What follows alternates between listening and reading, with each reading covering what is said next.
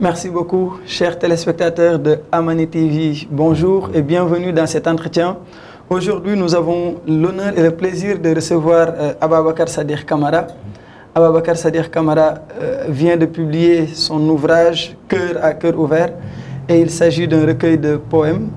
Donc, il est là avec nous pour échanger, pour parler de ce livre, mais parler également de lui, de son parcours, mais aussi de ses perspectives. Ababakar Sadiq Camara, bonjour. Bonjour, monsieur Wad. Ravi d'être parmi vous. Merci beaucoup. C'est un plaisir de vous avoir à Amani TV. Merci et là, on vous reçoit justement en lien avec votre premier ouvrage. Je le disais, vous avez publié un recueil de poèmes. On va donc aujourd'hui parler de poésie, on va parler de lettres, on va parler de mots, parce que justement, vous êtes auteur et c'est votre première fois. Déjà, pour en revenir sur vous, est-ce que vous pouvez peut-être nous en dire un peu plus sur vous? Je sais que vous êtes étudiant en master à la faculté, n'est-ce pas, des sciences juridiques et politiques, et vous faites comme option droit des affaires. Vous êtes également passionné d'écriture depuis votre bas âge. Vous avez commencé à écrire et aujourd'hui vous publiez votre premier ouvrage. Est-ce que vous pouvez un peu revenir sur vous, votre parcours? Voilà, merci beaucoup. Donc, au-delà d'être un apprenti juriste, comme vous l'avez dit, je suis en première année de master en droit des affaires. Je suis aussi passionné de la poésie, donc jeune écrivain. À part cela aussi, je suis parrain d'une fondation que l'on appelle Petite Main Grand Cœur, qui se trouve à Yeumbeul. Je suis aussi commissaire aux comptes d'un GIE qu'on appelle le GIE des travailleurs du Sénégal et dans pas mal d'entités. Et je suis aussi un jeune entrepreneur qui a récemment créé aussi sa société. Alors, et malgré toutes ces casquettes, malgré toutes vos activités, déjà félicitations pour toutes ces réalisations, vous êtes quand même engagé à écrire et ceci est votre première publication. Déjà, pourquoi le choix de publier un recueil de poèmes? Merci beaucoup. Ce qu'il faut savoir, comme vous l'avez si bien dit dans l'introduction, c'est que j'ai toujours eu, en tout cas, l'amour de la lecture et de l'écriture depuis le bas âge. Mais je dirais que c'est en 2018 que j'ai eu ce déclic. Un jour, je me suis réveillé et je me suis dit, pourquoi pas moi? Il y avait un grand frère que je salue au passage, Kogital, que j'appelle Seigneur. Il avait, en cette période-là, l'habitude de publier des poèmes. Donc, un jour, j'ai dit à un ami, je pourrais écrire un poème comme lui. Donc, comme je lui avais fait cette promesse-là, je me devais de la tenir. Donc, c'est là que j'ai débuté, disons, la carrière de poète. Alors, et vous avez choisi pour titre pour cet ouvrage « Cœur à cœur ouvert ». Oui. Déjà, qu'est-ce qui explique le choix de ce titre? Ce titre peut se justifier par le fait que j'ai tenu à montrer que c'était vraiment le cœur qui parlait, sans filtre, ni barrière, ni rien. Parce qu'on a tendance à dire que l'homme est gouverné par deux choses, la raison, le cerveau et le cœur. Et s'il m'arrivait personnellement à parler, peut-être qu'en écoutant mon cœur, parfois, il y aura de ces paroles qui auront été filtrées par le cerveau, dénaturées même peut-être. Donc c'est pour montrer cela, montrer que c'est carrément le cœur qui parle, et donc sans tabou ni filtre que j'ai utilisé ce titre. Alors parce que quand les mots sont bien choisis, oui, ils peuvent permettre d'extérioriser des émotions, mais à travers les subtilités, la complexité de la langue. Mais justement, vous parlez de quel thème? Je vois que dans les poèmes, vous partez souvent, en tout cas, du quotidien. Parfois, vous faites référence également à des personnes que vous avez rencontrées. Quelles sont les thématiques que vous avez voulu vraiment traiter dans les poèmes que vous avez publiés ici? Voilà. Donc, le livre, ce qu'il faut savoir, c'est que le recueil est scindé en deux parties. Amour et introspection. Dans la partie amour, j'essaie de rendre hommage à des personnes qui me sont chères. J'essaie aussi de parler de l'amour, mais de ses différentes facettes, tantôt malheur, tantôt joie. J'essaie aussi de montrer en tout cas des choses qui peuvent apporter quelque chose au lecteur. Maintenant, dans la partie introspection, après avoir fait voyager mon lecteur par le biais de la première partie, Amour, j'essaie de le faire redescendre sur terre avec introspection, de lui dire que tout n'est pas illusion, mais parfois aussi il faut garder la tête sur les épaules, on va dire. Et ça me fait penser peut-être à des courants littéraires justement. On sait que le romantisme est né dans un contexte, en tout cas, où les auteurs voulaient un peu, en tout cas, une sorte de distraction, une sorte d'évasion, si on peut le dire, pour reprendre leur terme. Alors que pour les réalistes, c'était tout à fait le contraire. C'est quoi? Vous vous êtes inspiré d'eux ou c'est venu naturellement? Je dirais que c'est venu naturellement. Je ne me suis pas forcément inspiré d'eux, ou bien en commençant à écrire, je ne me suis pas dit forcément que j'allais faire ça. Mais je trouve que dans chaque chose, on a besoin qu'il y ait un certain équilibre. Et cet équilibre-là, on ne peut le trouver quand parfois, essayant de voyager, donc de s'évader, mais aussi parfois aussi se rappeler qu'on est humain, on est dans un monde où il y a beaucoup d'injustices, il y a beaucoup de problèmes qu'il faudrait quand même prendre en charge.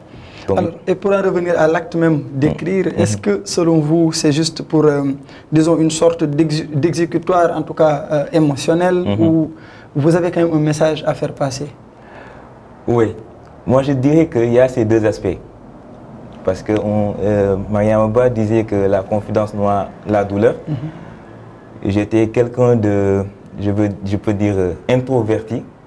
Donc j'avais l'habitude de ne pas trop m'exprimer, surtout avec certaines personnes. Donc donc l'écriture peut-être vous a amené... Oui, l'écriture m'a amené à extérioriser mes sentiments, à vraiment sortir en moi tout ce que je voulais en quelque sorte sortir. Donc c'est un échappatoire, ça m'a permis de me confesser. Donc c'était mon journal intime. Maintenant après, au fur et à mesure, je me suis rendu compte qu'en écrivant aussi, je pouvais transmettre des messages, véhiculer des messages qui peuvent être universels.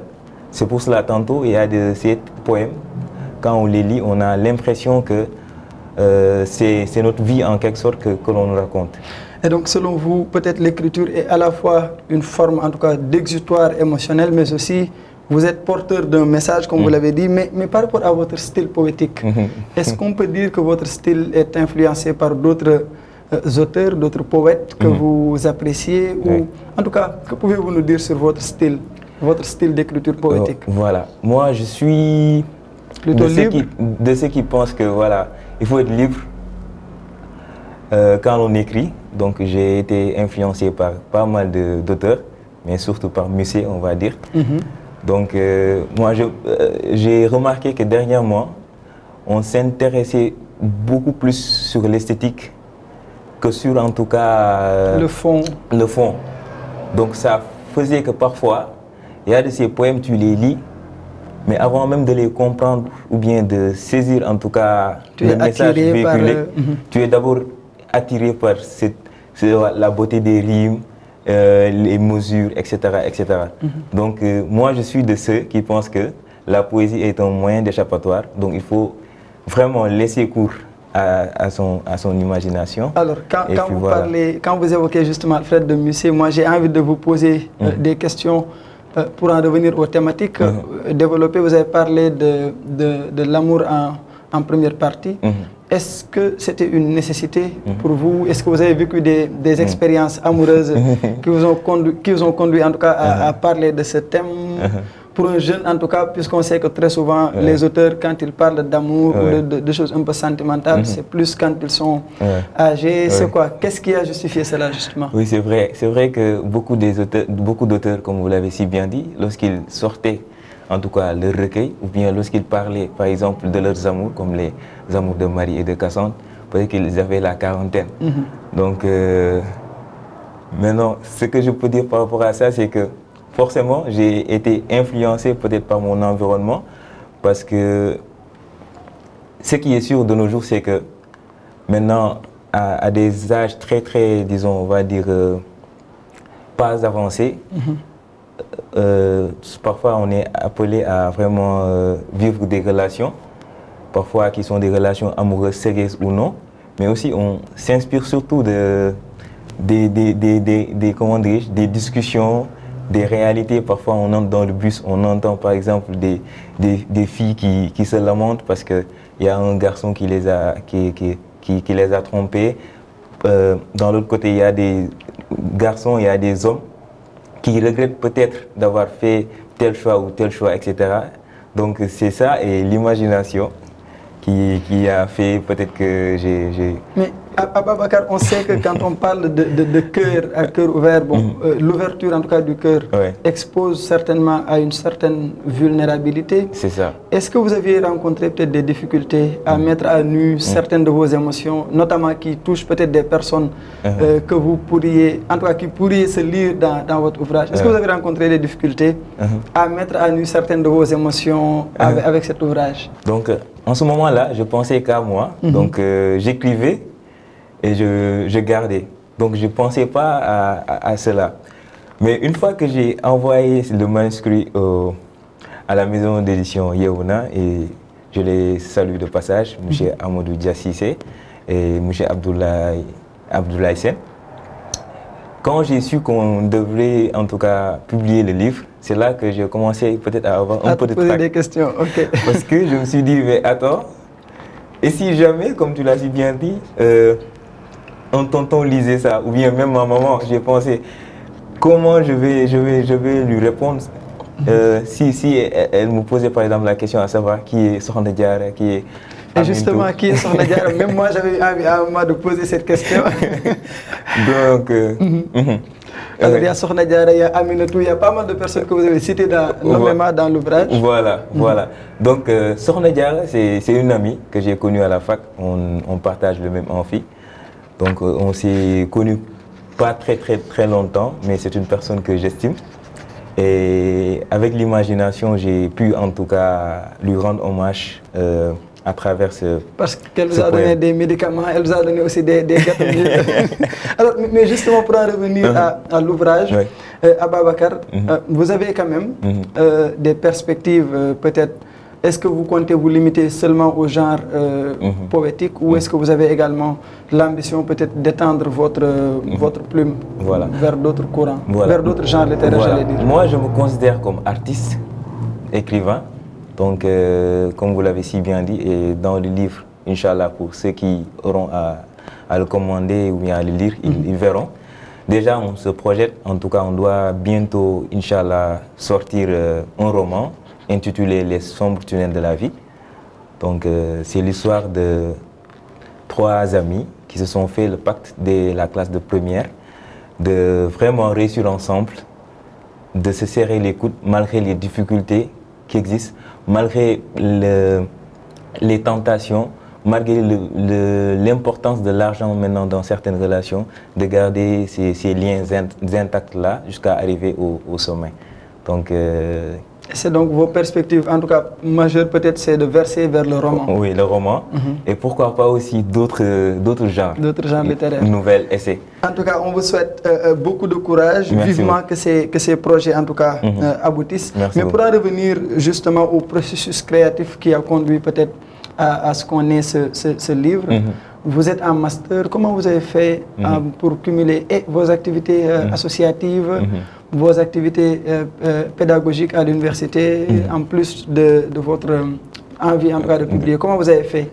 Bon, je dirais que ça n'a pas été trop compliqué parce que ce recueil, je vous l'ai dit tantôt, le premier poème que j'ai écrit, c'était le 8 février 2018, donc Lettre à ma Valentine. Donc, entre-temps, j'ai pas mal écrit. Donc, j'ai pas eu, en tout cas, ce problème parce que c'était un échappatoire, c'était mon passe-temps. Donc, quand il y avait, en tout cas, les cours à apprendre, j'apprenais mes cours, je préparais mes télés, je faisais mes examens. Donc, maintenant, parfois, chaque jour, il y a des moments, en tout cas, de détente ou bien de pause où je parviens, même dans l'amphi, à prendre mon téléphone, à ouvrir l'application bloc-notes pour écrire certaines choses. Donc vous aviez donné libre cours en tout cas, à chaque fois que l'inspiration vous venait, vous avez... Comme par exemple mes premiers jours de fac, j'ai écrit un poème sur ça. J'étais en amphi, mais au début je connaissais personne, il y avait beaucoup de monde autour de moi. Et je me suis dit, je vais écrire parce que je me sentais un peu seul.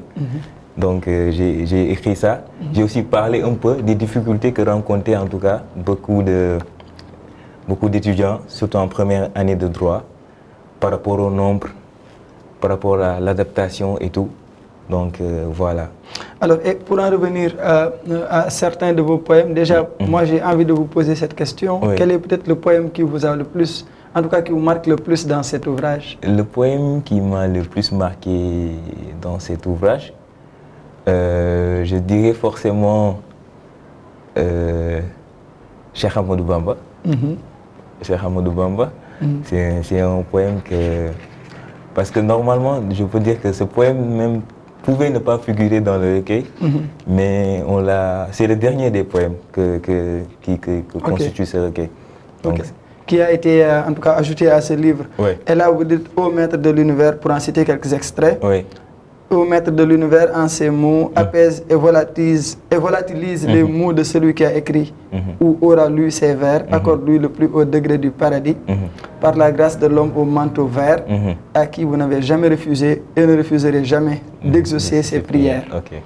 Alors, et pour en revenir justement à aux poèmes en tout cas qui sont contenus, vous vous adressez à différentes personnes, à différentes personnalités, par exemple à vos professeurs. Oui. Quel est le message que vous avez voulu en tout cas donner aux professeurs lorsque vous écriviez ce poème, par exemple, monsieur le professeur? Voilà. Donc, tout d'abord, ce qu'il faut savoir, c'est que j'ai essayé de parler d'abord d'une institutrice, Madame Ndiaye, dans le poème Mère. Elle m'a eu de la classe de CI jusqu'au CM2, donc c'est une maman pour moi. Et j'en profite pour lui rendre un vibrant hommage. Maintenant, après, à côté de cela, avec monsieur le professeur, j'ai essayé en tout cas d'être la bouche de certains de mes camarades. Donc j'ai essayé de faire passer un message peut-être qu'auraient voulu faire passer certains étudiants, certains élèves. Donc avec monsieur le professeur, je lui rappelle qu'il a le droit en tout cas de respecter une certaine égalité, de ne pas être dans le favoritisme ou bien dans la ségrégation, etc. etc. Parce que quoi que l'on puisse dire, même si c'est une minorité, même si c'est une frange infime, il y a quand même parfois des professeurs malheureusement qui sont en tout cas en liaison avec certains de leurs élèves, certains de leurs étudiantes. Et parfois même, ce sont même ces étudiantes-là, ce sont même ces élèves-là qui se glorifient de cela pour dire que voilà, tel prof ou bien tel prof voilà, m'a fait la cour, etc. etc. Okay. Donc c'est pour les conscientiser, pour leur dire que vraiment leur mission première, ce n'est pas ça, et vraiment de focus sur l'essentiel. Et donc c'est peut-être des envois, en tout cas de rappel. Voilà. Et justement parmi ces messages, vous avez également parlé de robe noire, vous avez intitulé un de vos poèmes, robe noire avant robe blanche, et là vous parliez aux femmes. Oui. Et pour finir, vous avez dit le mariage n'est pas une fin en soi. Quel est le message que vous avez voulu passer? Le message que j'ai voulu passer, c'est déjà d'essayer de faire comprendre aux femmes et aux filles que chaque chose a son temps. Et de ne pas se précipiter. Voilà, de ne pas suivre la mouvance, surtout la pression sociale. On est dans un monde où on a besoin d'une certaine indépendance financière. Elle est vitale, elle est indispensable. Et ce que l'on constate, c'est que parfois, quand on consacre toute sa vie, malheureusement, on est homme, mais il faut que l'on accepte cela. Quand certaines femmes consacrent toute leur vie à leurs hommes, elles finissent par être larguées, par être laissées. Et parfois, c'est en délaissant un travail, leur école, etc., pour venir se consacrer à leur mari. Et parfois, ces maris-là, ce n'est pas tout le monde, ils sont souvent ingrats. Et maintenant, imagine-toi une fille qui n'a pas d'emploi, qui n'a pas de diplôme, divorcée. Comment elle va réussir en tout cas à se reconstruire, à se prendre en charge, sachant que maintenant, peut-être qu'elle aura la gêne d'aller chez ses parents. Mais si par exemple, avant de s'engager dans un mariage, la fille avait déjà un diplôme ou bien un boulot, peut-être que ça serait voilà, moins pénible, on va dire. Et donc vous avez voulu peut-être conscientiser, rappeler. Voilà, mais surtout aussi motiver celles qui sont dans cette voie-là. Parce qu'il y a de ces filles quand même. Elles savent ce qu'elles veulent et elles ont des ambitions très claires. Donc c'est pour en tout cas les motiver, leur dire que en quelque sorte. Justement, bon. En tout cas, c'était très agréable de vous avoir, M. Ababakar Sadikh Camara. On a beaucoup parlé des thématiques abordées, du livre, mais aussi de vos perspectives. Vous avez dit que vous avez, en tout cas, comme projet de publier votre roman qui sera bientôt, en tout cas, sur le marché.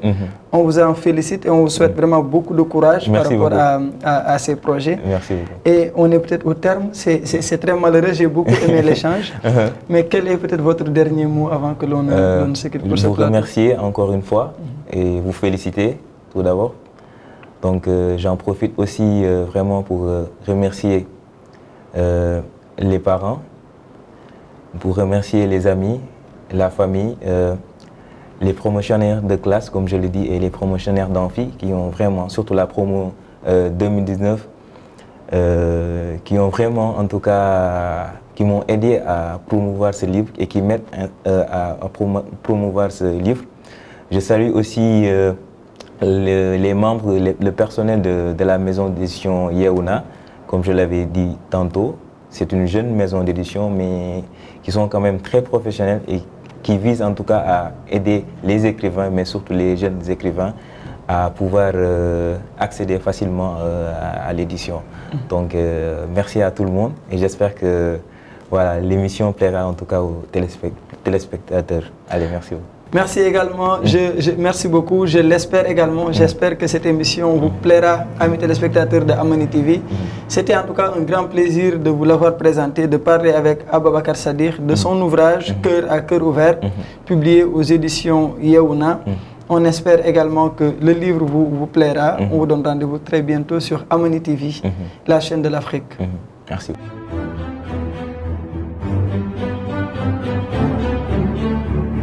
Thank you.